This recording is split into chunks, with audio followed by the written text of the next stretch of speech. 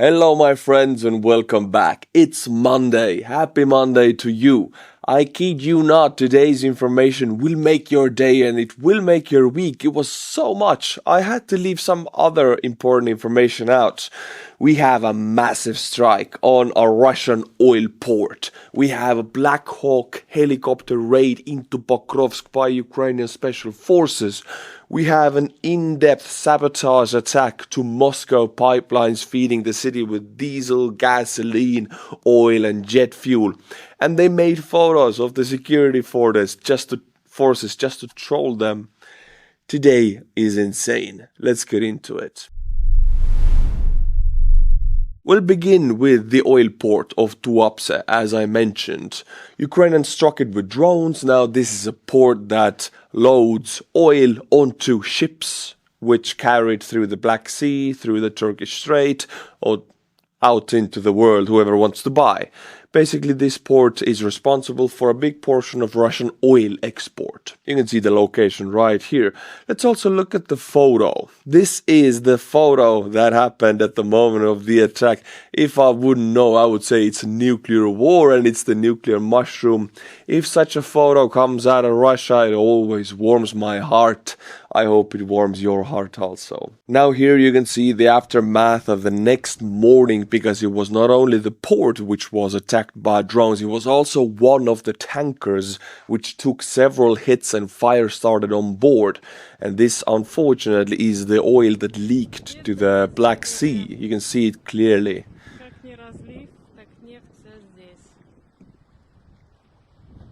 This makes me sad, of course. I'm not happy about the oil leaking, but what are you gonna do? You wanna make some omelette, you gotta break some Russian eggs. Here is a satellite photo of, I don't know if I say it correctly, the berth.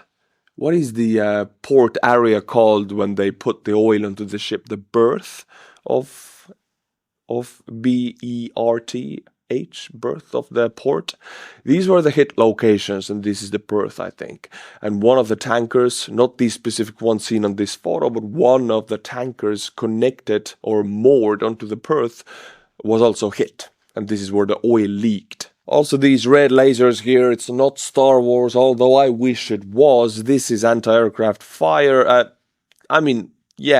The Russians claim it was the debris that did the hitting and the nice fireworks, but no, I think it was the Ukrainian drones and they didn't hit anyone. Don't take the lasers on one photo, let's just enjoy a full video of them. Here is Tuapse anti-aircraft fire by small arms that did not destroy any drones.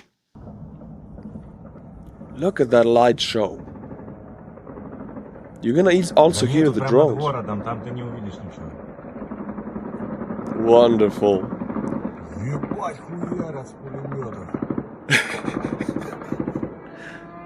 Can you hear it?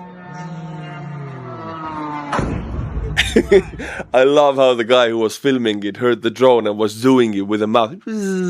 Like you need to add a sound effect to make it more real while you are the one being attacked by the drone. It sounds a little bit even like the Germans' dive bombers. I want to listen to it one more time. Can you hear? Here's the drone.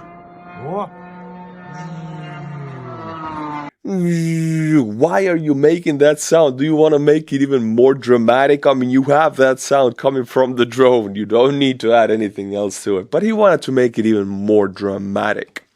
So yeah, here's some more geolocations of what was exactly hit. I think this is the part of the port called the berth. Let me read it to you. The Tuapse marine oil terminal of Rosneft was hit by the armed forces of Ukraine. The deep water berth, it is the berth, I knew it.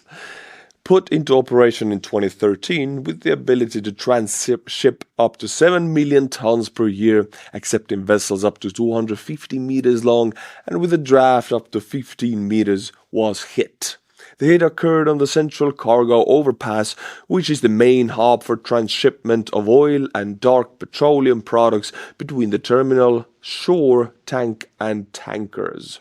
So yeah, it's the connection link between the oil tank on the land and the oil tank on the ship. That's the easiest way I understand it. And more photos for you shown from a little bit of distance, because of course Russians film and photograph everything for us, which I really like. This is only one of the major topics we have today. I will not waste your time, because immediately we'll carry on with Robert Madyar Provdi, the leader of the majority of the Ukrainian drone forces. Because on 2nd of November, that was yesterday, there was a massive drone attack on Russian soil, and it was even more spiced up by Madyar's personal report online. Let me read it to you and let's see what was struck in Russia. I bring to you the Hungarian Madyar Provdi, the mythical leader of the Ukrainian drone forces. I read it to you. Worms, blackouts, it's not scary. This is a bit of an inconvenience, get used to it. But throughout the swampy territory, which he calls Russia, by the way, the flight of the free birds is unpredictable and not on schedule, which is why it's called the free Ukrainian bird. The SBS birds, along with the other components of the deep-seated attack of the Ukrainian Defense Forces, promise you a rapid, albeit somewhat forced, adaptation. I love how it's so poetic. I mean, I'm enjoying this. But you will cope.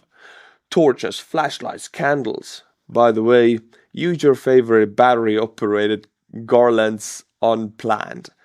We will not inform you about every 750 kilowatt or 500 kilowatt, etc. pecked by the birds. He's talking about the substations, that if you take out enough of them, they will plunge the big cities into darkness. He's working on that. Follow the principle of light, warm, bada boom, dark winter.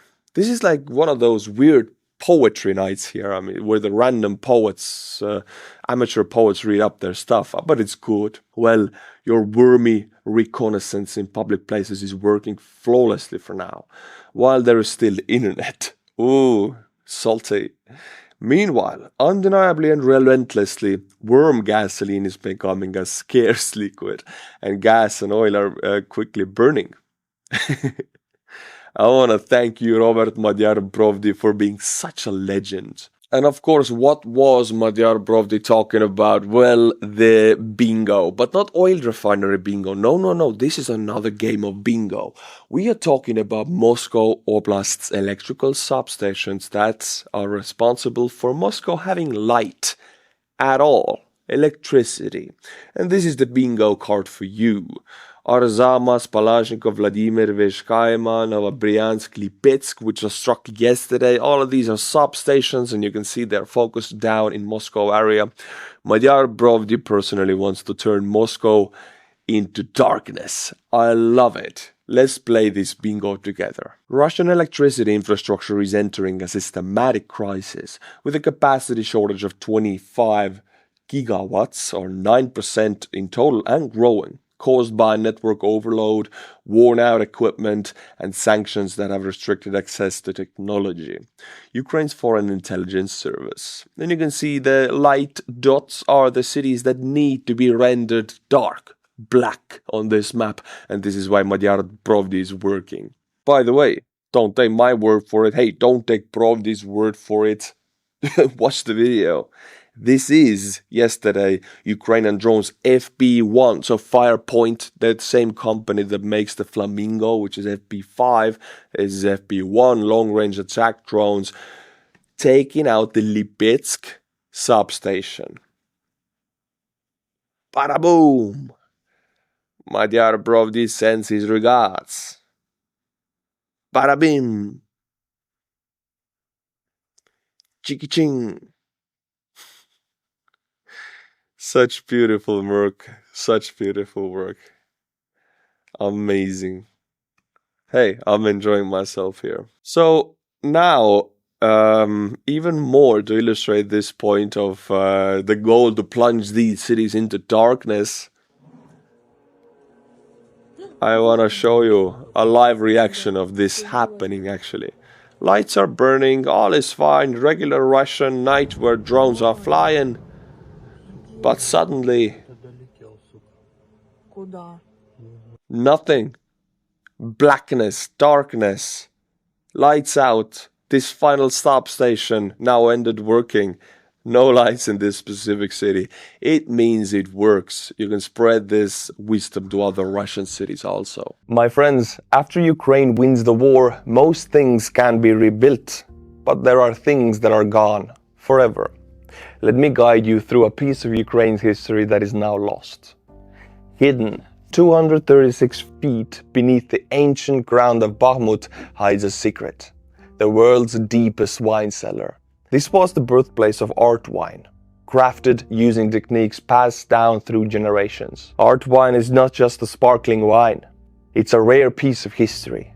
On 24th of February 2022, Russia invaded Ukraine, and for a whole year, brave Ukrainian troops defended Bakhmut in the bloodiest battles of the entire war. But in March 2023, Prigozhin with his Wagner group entered the city. The home of art wine fell into the hands of the invaders.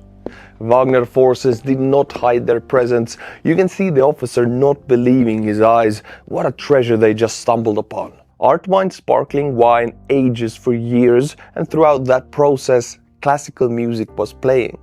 To the amazement of the occupiers, it was still playing by the time they set their foot into those cellars. You can hear it for yourself. Listen.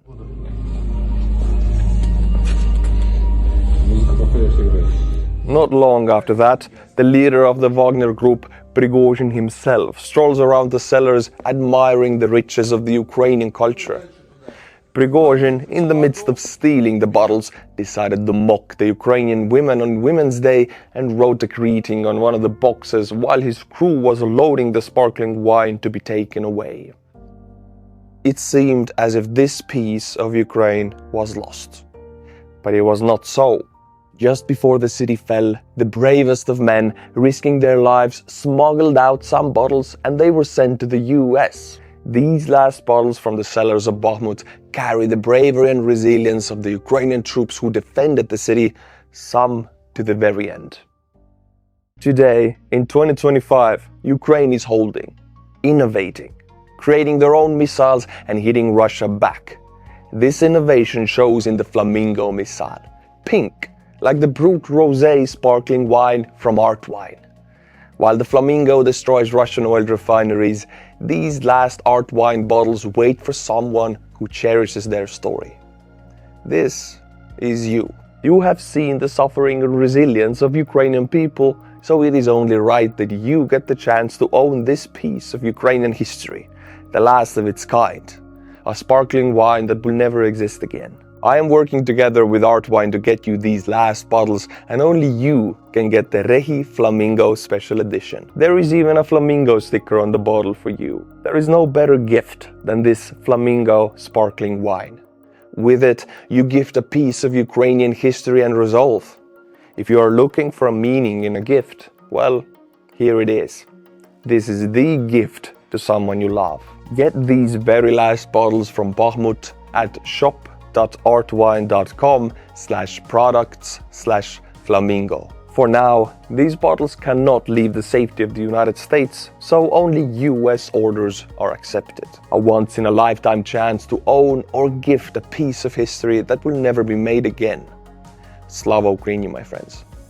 But now, my friends, I bring you a story crazy enough you might think it's a Hollywood plot. We have a GUR operative, or GUR, you should call it GUR, sorry for its Ukrainian language.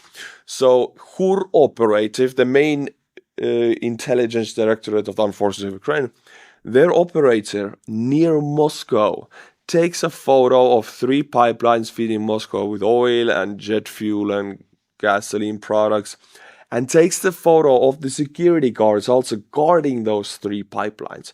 This photo is Russian private security guarding the pipelines so nobody would do any harm to them, for example, blow them up. Look at the photo. And here is the next photo with the same security forces and the pipelines, but there are explosives planted on the pipelines. You know where this is going, my friends. It speaks for itself. I mean, this movie watches itself pretty much.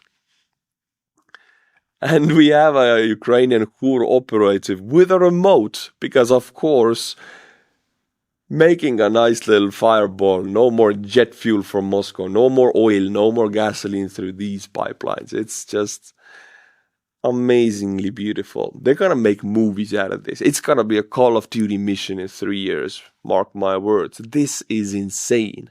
And the photos just add salt to the wound. These guys are supposed to protect the pipeline, make their rounds, and check out if there's no explosives on it. The dude took a photo of them and then blew up the pipeline. How bad can it be in Russia? Oh my god. Yeah. It's a lot of fun today. Even the next topic, I'm jumping over them because there's so much, and I don't want to leave anything out. But the next one comes from Estonia. Hey, I'm in Estonia. I live in Estonia. We have one river, Narva River, dividing our nice land and people from the Russian Orc land. And on that Narva River, on the border checkpoint, we saw a Russian Coast Guard boat with a Wagner PMC flag. Check it out. They are sailing away, hooray, to the horizon with the Wagner PMC flag. I think these border guards are, proud about this, trying to spread this, oh, Wagner, yeah. But it's so weird because Wagner almost took Moscow. Prigozhin with his band almost marched to Moscow and changed the power in Russia. So I'm confused. What are they spreading? Are they spreading that we want to take power in Moscow and we'll start here? Hey, why am I talking? I'll just let the Estonian Ministry of Foreign Affairs official channels say it for themselves. Is Wagner marching on Moscow again or starting with St. Petersburg this time? Hard to tell. From our side, it looks like they've already annexed the Russian border guards. Who knows? And they tagged the Ministry of Foreign Affairs of Russia. I love how we can have this saltiness through the official channels because this is just so stupid shenanigans. It's not the Russian military pride. It's Wagner. It's the coup. That's the coup that almost made the coup happen in Moscow. And they're waving that flag. So I don't know if they're pro-Putin or pro-Prigozhin. It's very weird. Alright, my friends, we get serious now because we go to the front lines. And as I mentioned to you, Black Hawk choppers were used to put GUR special forces on the ground in Pokrovsk. There's a video about it. Okay, we'll lead up to it. First of all, the situation in Pokrovsk for Ukrainians is extremely difficult, extremely tense and difficult. They are not surrounded there, although Russians claim they are. They are not. That's the truth. But they are definitely surrounded from 3 sides. And the logistics is almost exclusively on foot. It's really dangerous. The area is so saturated with Ukrainian and Russian FPV drones. Whatever you put on the ground there takes heavy losses, even if it's special forces operatives. So this is why this operation, my heart aches for them because I know it might have been a one-way ticket. Let's look. We know how serious the situation is for the Ukrainians, well, because look at this photo. This is 2 days ago, 1st of November. We see Budanov here entering Pokrovsk area, the command point, Budanov, and also Syrsky is present because, well, there is a video of him being present with Budanov. They personally arrived to oversee the fighting retreat from Pokrovsk. So if these kind of caliber dudes are present here, I mean, you know how serious Ukrainians are taking it. And don't take my word for it.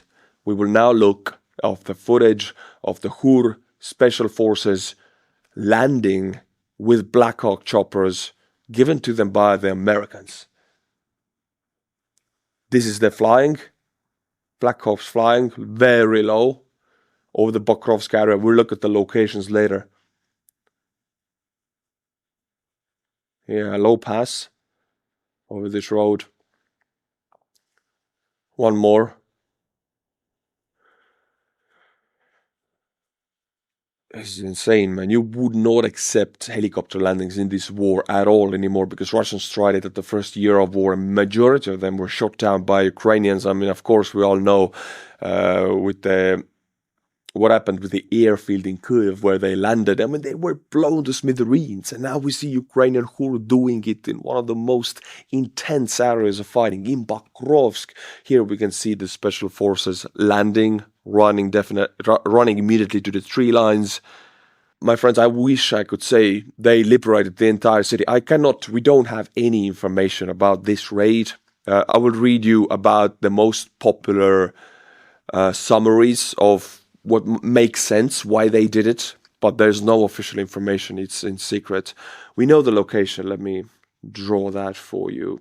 They landed here, on the northwestern side of Pokrovsk, and the most popular opinions of military bloggers are saying that the landings here is to secure this northern western side of the city because Russians are very close to it. And as you can see, this connects the main logistic route into the city. There are more roads, and there are some third roads here also. They're all under enemy fire, but they cannot be occupied by enemies. Otherwise, logistics would be cut from the city at all. But right now, it is not cut. It is just very dangerous. So these special forces are sent there to keep this area open, keep this road open, and perhaps to help the fighting retreat of Ukrainian troops deeper in this pocket. I will read you the entire summary of this raid, so we're on the same page. A lot of people saying, "Oh, special forces triggered here. They're gonna liberate." No, it's a raid. Raid is not a counterattack. It's a raid to keep some areas open, to tie up some enemy units so other units of Ukrainians can move out of the pocket. Let me read it to you. Ukrainian Air Mobile Special Operations Forces from GUR were inserted via US-supplied Black Hawk helicopters into contested urban areas behind zero line. Now, this is wrong. This was not behind zero line. This was a little bit outside of Pokrovsk on the edge of the city, but not behind the Russian-controlled area. Footage of these insertions are circulating amid armchair OSINT debates on whether SOF could stabilize flanks without mechanized reinforcements. That's what I'm talking about. That's where the armchair OSINT guys come into play. I'm going to say it again. People who have no military experience or don't know how this tactic works, it is a raid. There were up to 4 choppers, which is maximum 40 special forces operatives, which is never gonna be a counter-attack, counter-offensive. It's a raid to buy time, usually, to tie up enemy forces, to make other Ukrainian units pull out, perform an orderly fighting retreat. That's my option here. This was a raid, not a predicate for a counter-attack. Overseen by GUR chief Budanov on the ground, these elite raids targeted Russian positions and command nodes in northern and eastern district, aiming to disrupt infiltrations and reclaim footholds. Russia claimed to have thwarted one raid, destroying a full team via drones and artillery, but Ukraine denied losses and reports successful counter-pushes, including advances in eastern areas. Russia immediately released a video claiming they destroyed these operatives on the ground. They showed Russian FPVs ramming into Ukrainian troops. We don't know and we cannot confirm if these were these operatives. It might have been an info op. This is how I would operate. If enemy releases a video of their special forces landing in my city, I would immediately release a counter-operation, info operation of us destroying them. We cannot confirm this. We don't know. But the truth here, which I cannot hide, is that this is a very daring raid into such a contested area that it's very likely that this was a one-way ticket. Makes me sad, but this is the reality. Intense fighting raged in the Pokrovsk sector with 157 clashes reported on October 31st alone. Russian forces, numbering up to 170,000, pressed advances using infiltration tactics dubbed Brownian motion, where small groups bypassed lines to encircle Ukrainian positions. This is it about the raid.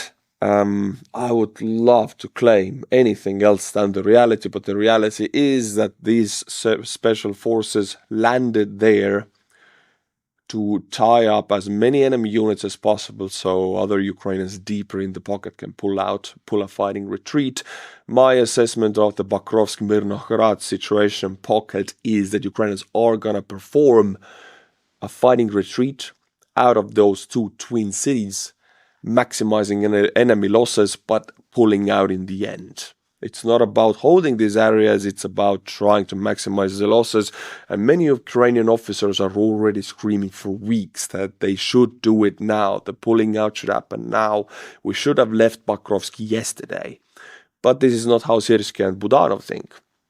And they know much more than I do or these officers do. So the wisest thing would be to trust them. Now let's go to other pockets, this time Ukrainian encirclements of Russian forces near Dobropilya. You can see them right here. I want to read you a report about this, and then we get to a certain general that was dismissed, which gives us an idea of how Russians view these pockets of Dobropilya. They don't like them. Ukrainian forces launched a major counteroffensive near Dobropilya, systematically eliminating isolated Russian units and liberating villages, including Kucherev Yar and Satishok. The operation succeeded partly because Ukrainian commanders moved slowly enough that Russian officers kept sending false report upward, claiming positions remained stable. You know what? We always thought why these three pockets remained such a long time here. Such a long time. Look at them.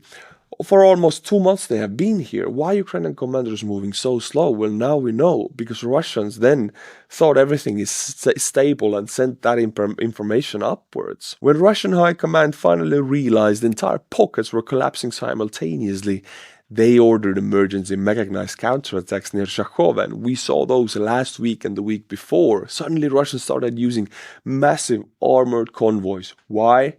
Well, they realized that this is an encirclement. We gotta save those dudes. For 3 days, Russian armor pushed into Ukrainian minefields and drone coverage. The first Azov Corps alone reported 1,226 Russian casualties, 23 armored vehicles destroyed, 130 other vehicles lost, and 39 artillery systems eliminated in 1 week only in this one area.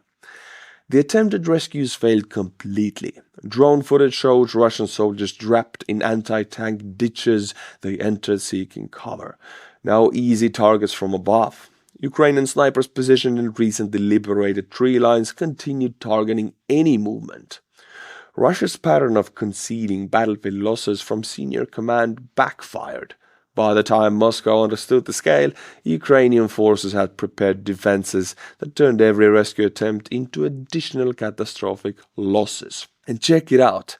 I might read this to you and you might think, okay, this is, what is it, bullshit, how can you confirm it? Well, because the leader of this army corps on the Russian side, who is responsible for the Russian dudes being trapped in this encirclement, was dismissed by Gerassimov. They wouldn't dismiss him if he was successful. He was an utter failure in Dobropilya. This is why Gerassimov dismissed the commander of the 51st Combined Arms Army, Lieutenant General Sergei Milchakov, and the 132nd Brigade Commander Major General Sergei Naimushin for failures in the Dobropilya direction. This is just beautiful. I feel like I'm seeing a rainbow. It's so beautiful. And yeah, with this great news, well, maybe not so great, because every commander that Gerassimov dismisses makes room for another commander who might be more capable, which is bad. But this dismissal gives us an idea of how the Russians view and analyze the Dobropilya encirclements. I think they're fuming. My friends, this is it for today. I will be back for you on Wednesday, so definitely subscribe, because I know about half of you have not subscribed. I see you. Push the button right now and you'll be notified when I upload. Until Wednesday, my friends, Slava Ukraini, and bye-bye.